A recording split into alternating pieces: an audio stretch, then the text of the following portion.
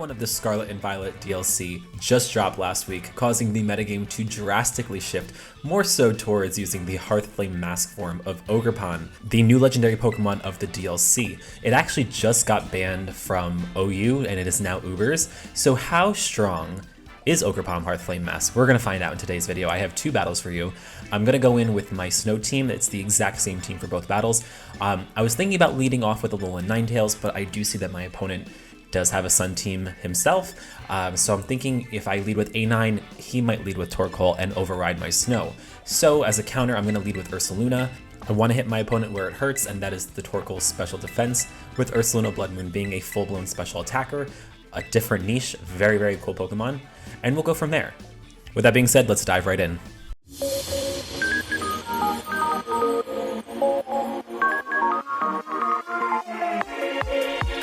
My opponent actually goes and leads with Ursaluna, and we got a little bit of a mirror match going on.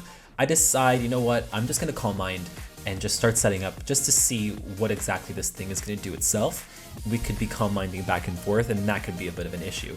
I do have the Terra Fighting on my Ursaluna, but he's actually going to Terrasilize on turn 1 as he goes for his Terra Fighting Ursaluna, which, I mean, honestly, Terrasilizing turn 1 is a wild card move to make. It's risky, but sometimes if you do it at the right, if you do it with the right setup, you can start sweeping. Vacuum Wave does a little more than half, but I set up Calm Mind and I have leftovers on this thing, so I should be able to tank another one, but I'm a little surprised that he uses the Terrasilization on his Ursaluna and not maybe Walking Wake or something else like that.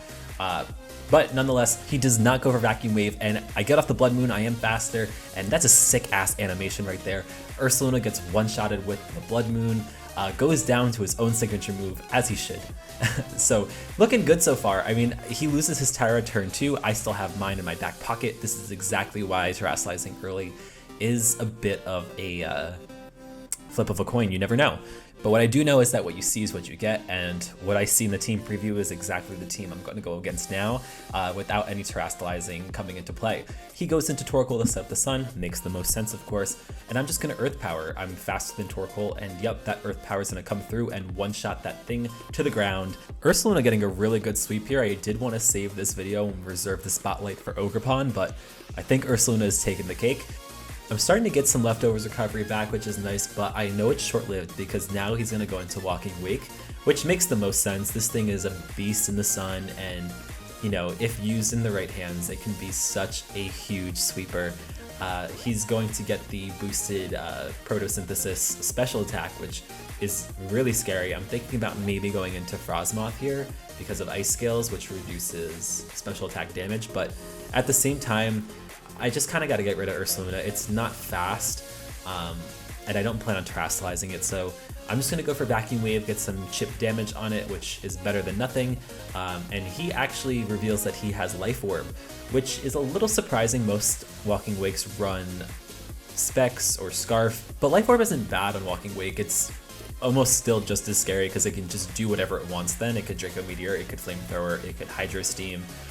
So I bring in A9 now, I get rid of the Sun, which in all honesty, he did sack Torkoal way too soon because I do get rid of his not booster energy, his Photosynthesis little boost that he got. I'm the same speed tier as Walking Wake, but I lose the speed tie. He goes for Flamethrower, and A9 just holds on long enough to set up the Aurora Veil, which is really all I need. This right here is why A9 is good in OU. It is a fast summoner of the snow, and it can set up Aurora Veil quickly. And I'm going to go for Moonblast. Hopefully I win the speed tie, which I do, and I take care of the Walking Wake. He's now down some pretty big threats, the Ursaluna and the Walking Wake, and he got rid of the Torkoal, which sets up the Sun. So now the weather is in my favor. We're good to go. He's going to bring in Crocodile here. All I have to do is just click Blizzard. Blizzard hits 100% of the time in the snow, but he's going to land the Earthquake. I forget that Crocodiles run Choice Scarf. This is kind of what you get when you only play overused mons, because when a lower tiered mon comes into OU, you kind of forget what they typically run. But that's okay. That's why I have the Aurora Veil, because now it's going to kind of counterbalance the Crocodile and its Moxie boost. So I'm going to bring in Ogerpon now. This is exactly what I want to do. I want to make this thing the star of the show. I would set up Sword Stance if I could, but knowing that this thing is Choice Scarfed and has a +1 boost, I'm just gonna go for Horn Leech. He goes for EQ and it does more than half, but I'm gonna return the favor, go for the Horn Leech, and it takes this thing out in one shot, and I get all of my health back. Ogerpon is absolutely freaking busted. Its move pool is crazy. It gets Knockoff, it gets Encore, it gets Horn Leech, it gets Power Whip, it gets Ivy Cudgel, which changes its type based on the mask it's wearing. This thing can fulfill so many roles in a singles or doubles format, it's not even funny. They bring in Great Tusk, and seeing the Photosynthesis boost on the attack, it's an attacking Great Tusk. With the Northern Lights guarding me right in front of me, I can just sit back, put my legs up, and go for a Swords Dance, which is what I want to do. I kind of want to stir the pot here. And I eat up that Stone Edge thanks to the Aurora Veil, and now I'm going to go and Terrasilize, because screw it, why not? I think this thing looks freaking dope when it Terrasilises, but also I do want the Embody Aspect boost, which is the ability it gets when it Terrasilises. And depending on the form, it gets a boost to a certain a certain stat. With the Hearthflame mask form, it's going to be the attack stat. So now I'm sitting at a total of +3 attack, and I'm just gonna go for Horn Leech. Now, the thing with this is that Ogerpon is basically Zacian of Scarlet and Violet. Zacian's ability in Sword and Shield is that whenever you switch out Zacian and switched it back in, it always got the attack stat boost. In Scarlet and Violet, they nerfed that to only a one-time use, but in this game, Ogerpon can switch out and then switch back in and still get that Embody Aspect boost. So it's a little broken. It just goes to show why this thing is so cracked in OU, and it rightfully did deserve a ban, but it's just unfortunate because this thing is so freaking cute and so, like, its typing is awesome. But to finish off this match, I'm gonna go for the Ivy Cudgel, grab my mallet, smack this thing over the head, and Ogerpon just gets the late game sweep. But I'm not done yet. I still want another battle with this thing just to show off how crazy this thing is in a different team setting, against a different team setting, I should say. So we're gonna run it back with the same team, but find a different opponent. Okay, so we found someone, same team that I have, but their team is definitely really cool. Staraptor, Garchomp, Armoroost, Quaquaval, Avalugg, which you don't see a whole lot of, and Kingambit. I'm gonna go, I think, lead with Ninetales this time because I definitely want to set up my Aurora Veil early. My only hesitation really is the Kingambit, because when people see an A9, they just send in Heatran or Kingambit as the lead, because there's really nothing an A9 can do against them, which makes the most sense, right? But if that's the case, I just go right into my Great Tusk because I can counter back the Kingambit no problem. So it is what it is. I would, like I said, I'd just rather set up the Aurora Veil sooner than later. Alright, so they're going to lead out with their Staraptor, which is perfect for me because I have my Ninetales sitting right there. I can bait them with Blizzard and they can switch out.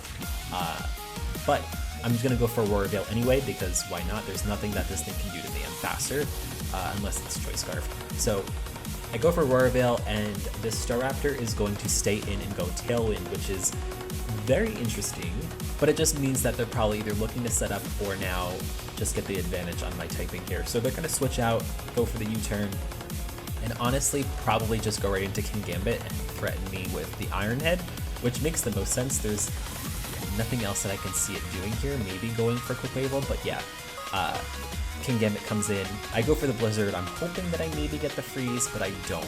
But that's okay, you have a Gambit, I have a Tusk, I'm not concerned whatsoever. I have major type advantage, I have the Earthquake, and I have close combat. I just don't want this thing to go Terra Flying or something else. He's gonna go an Iron Net here, and it does not a lot of damage. I'm invested fully in defense, so that's exactly what this Tusk is for, because I do need something bulky on my team.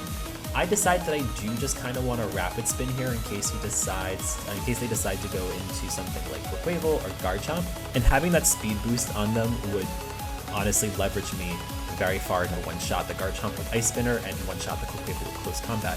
Instead, they go for the Avalugg, which is the smart play. I was honestly just forgetting that they had Avalugg, even though I saw the team preview like a minute ago, but that's what I get for underestimating it. I go for Rapid Spin, and I get the Rocky Helmet damage, which is not ideal for me. I need to switch out of here as soon as possible, because what Avaluggs like to do is they like to body press, or they like to Iron Defense, and they like to body press. I even think they like to go for Stealth Rocks as well, so I need to pivot, and I need to pivot now. I'm thinking I go Heatran, but I'm a little worried that I switch into a body press, but I don't think that's what they're going to do. I think they're just going to take advantage of the fact that there's a great Tusk on the field and they can just go for Iron Defense. Or I could go Ursaluna too, but realistically I do need a type advantage, so I'm going to swap into Heatran here, and I can just bait it out.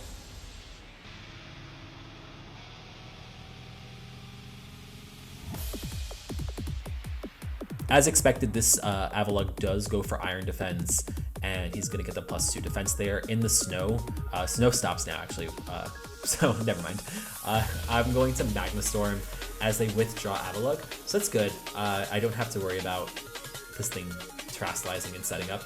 As they go into Armarouge, this was a great play because now Armarouge gets the Flash Fire boost. A little bit of a misplay on my part, I really should have seen that coming. And Armarouge can be very, very scary itself as well because it could be a Calm Mind, Iron Defense Armarouge that has story power.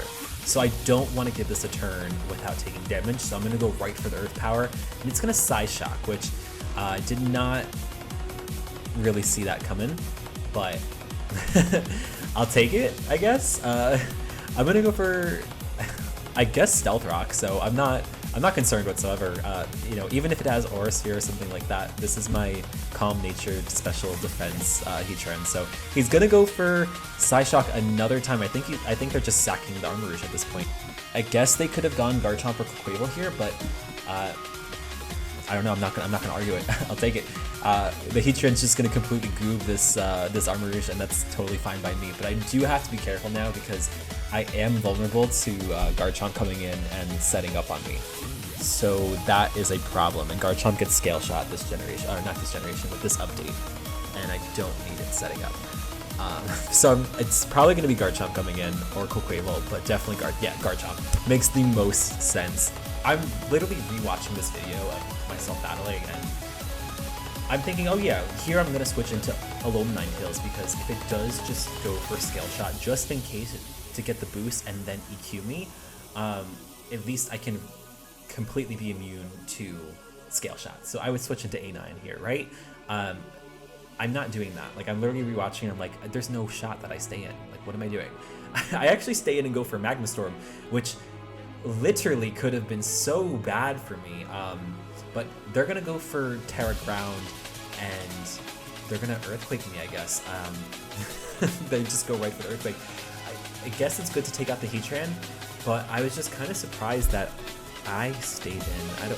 Sometimes I don't even know, like when I narrate these battles, I'm like, oh yeah, my next move would be this, and then I don't do it. So I don't know. Hindsight's always 20/20, right? So after seeing that, I'm like, all right, well, I obviously have to go into Ninetales because I am faster. It's Terra Ground. I have a huge type advantage, and it can't Scale Shot to get the speed boost. So I'm going to set up Aurora Veil another time. That would make the most sense, right? I'm gonna Aurora Veil.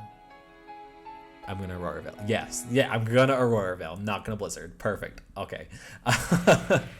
So I Aurora Veil there. They go Iron Head, and I have been seeing Terra Steel Iron Head on Garchomp lately, and maybe that's why I decided to go Magma Storm. I'm just gonna say that's the reason why I decided to go Magma Storm. It was going to Terra Steel, predicting that I went into A9 and then go for Iron Head and KO my Alolan Ninetales. That's why I stayed in with Heatran. Yeah, that's what I'm going with. Okay, perfect. No, so I go Blizzard, and this thing hangs on. Kind of crazy. It hangs on with just a little bit left, and he EQs me and takes me out. So now is the time to bring in Ogerpon. This is great for me because I'm still faster than this Garchomp. I can just hit it and it dies. It's solo. And the impulsive part of my brain is like, I do want a Swords Dance. But I always have to think long term. So I just worry in case it goes for Scale Shot, now it outspeeds me and it could just go for Earthquake and maybe kill me. So I just decide to go for the Horn Leech instead, and I'll take some rough skin damage, it's fine, but at least I get out their Garchomp. Now all that remains is what? Avalugg, Staraptor, Quaquaval, King Gambit. I definitely see Staraptor coming in here, maybe to try and get some super effective damage. They could also go Avalugg, which is exactly what they do, taking some Stealth Rock damage. Super, super important. So now all we gotta do is be a little smooth brain, set up Swords Dance, Terastallize, get the Embody Aspect boost, but I'm not ignorant to the fact that I am against a very bulky Pokemon. Avalugg's job really is to come in and Iron Defense body press spam. So I want to make sure I have all my bases covered, kind of antagonize my opponent a little bit, and then once we get this glorified coffee table out of the way, we can start sweeping the rest of the team. Yep, they do exactly what I expected them to do. They're going to try and counter back with the Iron Defense. I'm going to go for Ivy Cudgel. Even in the snow with the Iron Defense, the Ivy Cudgel should do a ton of damage. This is +3 with stab, and it does a ton of damage, doesn't get the KO, and it's going to answer back with the recover. Kind of scary there, but at this point in the match, I'm just gonna go for Sword Stance again, whatever. Like, I'm gonna keep my foot on the gas at this point. Like, I really just want to scare my opponent. This Ogerpon is so menacing. Like, underneath the mask, it's adorable, but this thing is so freaking powerful. He goes for body press again, and I'm going to take the opportunity now to finish him off with the Ivy Cudgel. The snow stops. He no longer has that additional boost in the defense. So I think now this is going to be an Ogerpon sweep, 100%. This should be game, quite honestly. This really should be game. It just has Staraptor, King Gambit, and Quaquaval? Yeah. King Gambit comes in now, which makes the most sense. They're obviously going to want to go for Sucker Punch, but I should be able to live it with the Aurora Veil. Sucker Punch does come through, and I get crit, so unfortunately, that's the end of the road for the Ogerpon. I don't get the sweep, but I am able to still show it off. This thing's crazy. I wish it had a better battle. I wish I didn't get KO'd there, but needless to say, all you have to do is just click Sword Stance and Terrestrialize, and it just pretty much ruins the most defensive of threats. But anyway, now we're kind of on an equal playing field. I don't have a crazy cracked ass Mon on the team anymore. So I'm gonna go into Tusk as they switch out and go into Staraptor now. I can use the strategy that I was gonna use before and go for Rapid Spin, because now I'll be faster than the Staraptor and I can just Ice Spin her freely. The only problem is that now I'm at -1 attack because of the Intimidate, but it's just a Staraptor, so I'm not, like, Staraptor's defenses aren't that good, so I'm like, yeah, I could switch, but there's really nothing to switch into. That's the problem. Like, my defensive mons are taken out. Frostmoth will go down to Staraptor in one shot. Ursaluna is way too slow and I don't want it to start racking up damage. So I'm thinking the best bet for me is just to go for Ice Spinner. I should be able to take it out, and I do. Perfect. I do get the crit there, but running the damage calc, I still had a 69% chance to one-hit KO Staraptor, and that's with the -1 attack stat, so it didn't matter. My only thing is now that even though I'm doing really well, even though I've managed to take out a lot of threats, there is still Quaquaval here, which is probably the biggest threat, because King Gambit I'm not worried about. Quaquaval can set up, it can Aqua Step to boost its speed, and if it KOs my Tusk, it's at +1 attack with Moxie. And because I have Frostmoth, it is not physically defensive whatsoever, and I have a huge type disadvantage with Ursaluna. I stay in because I am faster with Rapid Spin, and I'm gonna go for the Earthquake. They Aqua Step, and because Great Tusk's base speed is still higher than Quaquaval's, I am going to two-shot this thing, no questions asked. I'm just gonna go for close combat because I'm at -1 attack and I don't want to get a low roll, so I'd rather just go for the close combat and make sure that I kill the Quaquaval because I don't want the game to flip, because it absolutely could. I go for close combat, I kill off the Quaquaval, and we're good. Like, there's just King Gambit to worry about. The only thing is that if this King Gambit has Supreme Overlord, which most King Gambits do, one Sucker Punch, I'm sitting at -1 defense, -1 attack, -1 special defense. King Gambit is still very, very high with its health. I would much rather just switch out and sack my Frostmoth. I don't think that King Gambit will set up Sword Stance here because it's the last Pokemon that to remain. So if I go for close combat, it's over, so I know they're going to attack. They go for Iron Head here, I sack my Frostmoth. Now my stats on Great Tusk will be reset, so no longer sitting at the negative with the defense and the attack. But I didn't get really a chance to show off Ursaluna in this match, so I'm just gonna bring in Ursaluna, whatever. Like, I know Tusk takes care of Gambit, no problem. Also, this Ursaluna is fully invested in defense. It's, I think, bold? No, yeah, it's bold nature. Either way, it can take a hit. I get the special defense drop, and this thing is Defiant. It doesn't have Supreme Overlord, and it has Guillotine, so this King Gambit is not, I don't think it's competitively constructed well, but that's okay. It is okay. That's really good for me, but really bad for them. I'm going to finish up the battle though with going for Vacuum Wave because I get the priority, and that's game. So both were really, really good games. I don't think the Ogerpon would have died to Sucker Punch if it didn't have, if this King Gambit didn't get the crit, because it did not have the Supreme Overlord in that case. Either way, I'm just happy I got to show off some cool new mons, get back into battling a little bit. If you like this video, please consider subscribing to my channel, leave a like, leave a comment. I'm really interested to hear your thoughts on what the current meta is, and I will be back very shortly. Thanks, guys.